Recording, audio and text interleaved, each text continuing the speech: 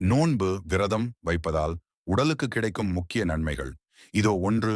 செரிமான அமைப்புக்கு ஓய்வு. தினமும் வேலை செய்யும் வயிறு குடல் போன்றவை நோன்பின் போது ஓய்வு பெறுகிறது. இதனால் செரிமானம் மேம்படும். 2. இரத்த சர்க்கரை கட்டுப்பாடு. நோன்பு இன்சுலின் செயல்பாட்டை மேம்படுத்தும். சர்க்கரை அளவு சீராகும் மிதமாக நோன்பு வைப்பவர்களுக்கு. 3. இதய ஆரோக்கியம். கெட்ட கொலஸ்ட்ரால் எல்டிஎல் குறையும். நல்ல கொலஸ்ட்ரால் HDL அதிகரிக்கும். இதய நோய் அபாயம் குறையும்.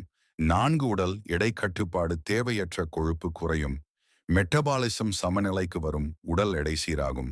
5. மூளை செயல்பாடு மேம்பாடு. நினைவாற்றல் அதிகரிக்கும்.